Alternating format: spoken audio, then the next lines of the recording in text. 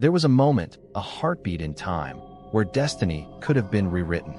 A single confession, spoken in shadow, might have shattered the galaxy before the Empire was ever born. Imagine if Anakin Skywalker, tormented by visions and seduced by promises, had revealed Darth Sidious's secret not at the edge of ruin, but earlier, before the Jedi Order was blinded. But the Clone Wars reached its final act. This is a path no holocron records, a timeline whispered only as myth. A forbidden strand of history, where the Chosen One's voice did not remain silent. Where the veil of deception was torn open too soon, and the galaxy stood at the edge of a new fate. Would the Republic have been saved? Or would suspicion, fear, and betrayal have consumed the Jedi even faster? In this shadowed possibility, every bond of trust is tested, and every choice echoes across eternity. This is not the story you know. This is the story of what might have been. Anakin Skywalker was never known for his patience.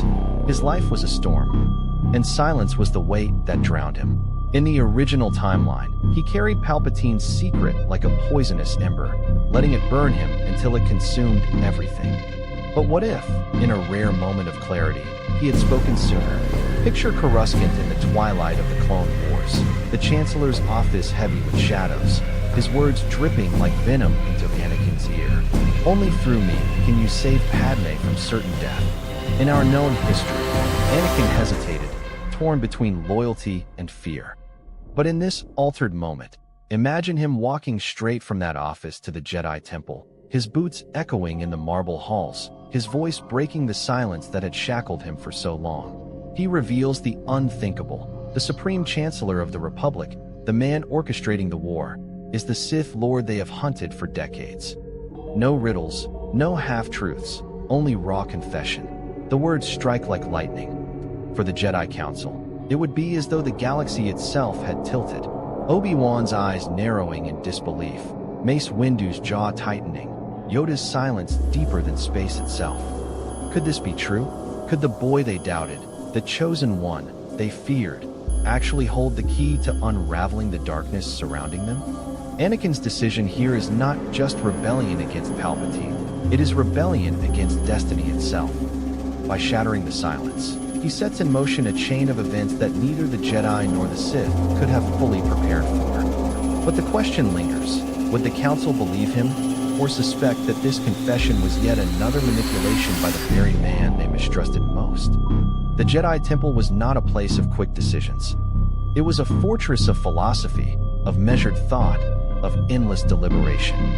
But Anakin's words cut through those walls like a lightsaber through Durasteel. The Chancellor is the Sith Lord we've been searching for. Silence would follow, not the comfortable stillness of meditation, but the suffocating pause of disbelief. Mace Windu's eyes narrowing, his suspicion sharpening into a blade.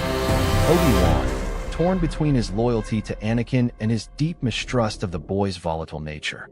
And Yoda, cloaked in silence, sensing ripples in the Force yet unable to see their true source. The Council's dilemma is profound. Do they trust Anakin, a Jedi who has always walked too close to the edge? Or do they dismiss his revelation as paranoia, a symptom of his deepening fears over Padme and his growing frustration with their authority? For Windu, the answer leans toward suspicion. He has always doubted the boy, sensing pride and attachment where there should be discipline. Yet even his mistrust cannot entirely shield him from the weight of the claim. After all, the Chancellor's rise to power has always been troubling. His ability to seize emergency powers, his uncanny influence over the Senate, his manipulations in the war effort. Could it be that the boy has stumbled upon the truth the Jedi were too blind to see? This moment fractures the Council.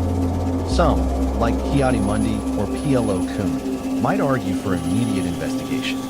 Others may fear that confronting the Chancellor too soon could ignite a civil war between Jedi and Republic. What if Anakin has been deceived? What if the accusation is false? Striking against the Supreme Chancellor without proof could mark the Jedi as traitors. And so the debate becomes dangerous, not just for the Jedi, but for Anakin himself. He has offered them the truth, and yet he may find himself doubted, even accused. His greatest fear, that no one truly trusts him, begins to play out before his eyes. But here lies the fragile balance. The Jedi cannot ignore such a claim, not with the fate of the galaxy at stake. Their hand is forced. To do nothing would be to invite destruction. To act rashly could mean unraveling the Republic. The Council's choice will define everything. And in this timeline, every passing moment is a gamble. For Palpatine, the Master of Shadows, will not wait idly while suspicion gathers. The Jedi must decide, trust in the Chosen One, or risk that their hesitation will doom them all. No master of deception, no architect of shadows, is ever truly unprepared.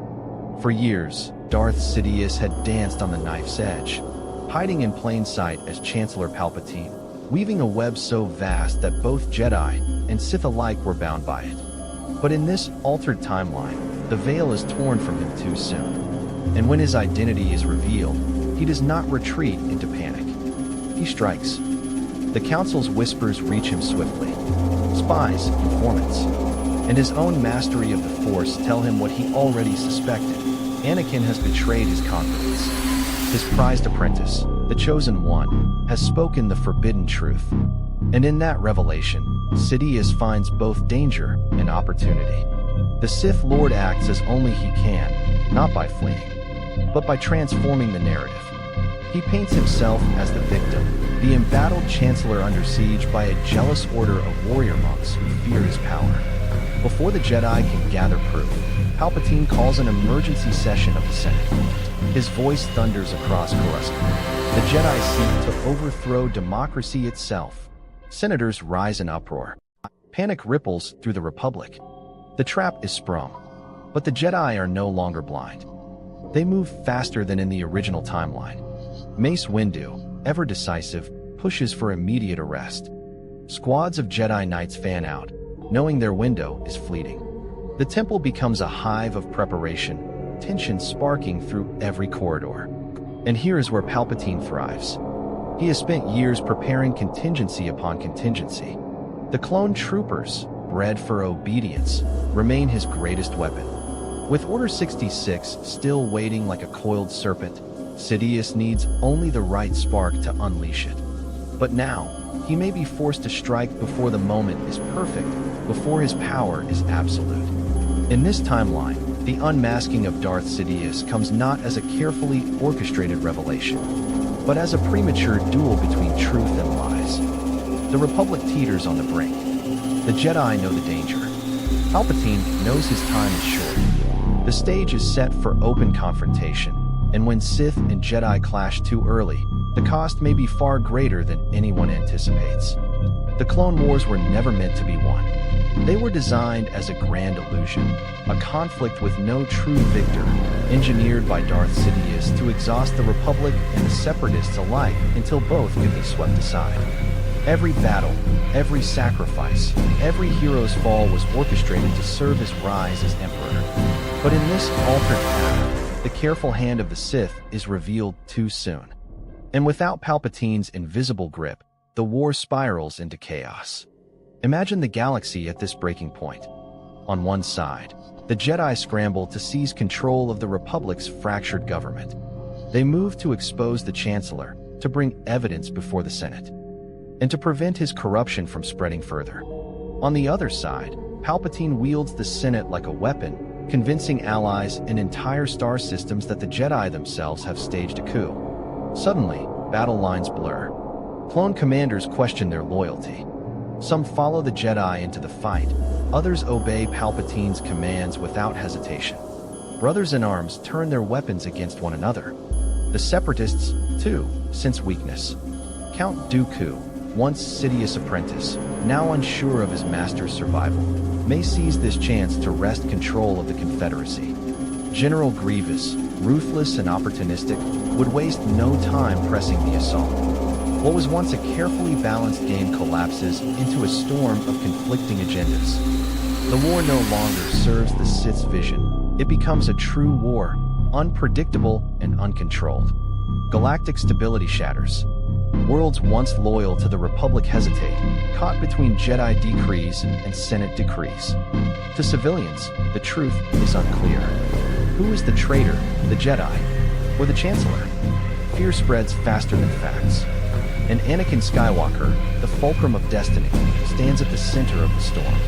In the original timeline, his descent into darkness was gradual, driven by whispers and promises. Here, the descent is accelerated not by subtle corruption, but by visible civil war. Every bond of loyalty is tested, his loyalty to Padme, to the Jedi, to the clones he commands, to the Republic itself. Without the Emperor's steady hand to guide the war, the galaxy enters uncharted territory, a battlefield without a master. And in such chaos, the question is not who will win, but who will survive. Every prophecy has its weight. And for Anakin Skywalker, that weight was destiny itself. He was the chosen one, meant to bring balance to the Force, yet balance has never been clear, never been easy, never been free of sacrifice. Even in this altered timeline, where he exposes Palpatine too soon, the question remains, could Anakin escape the pull of the dark side? Or would destiny find another path to drag him down? The burden upon him would be immense. He has shattered the illusion of the Chancellor, but in doing so, he has placed himself at the center of suspicion. The Jedi Council, divided in trust, may treat him as both a hero and a liability. To the Senate, poisoned by Palpatine's words, Anakin may appear as the pawn of a rogue order-seeking power.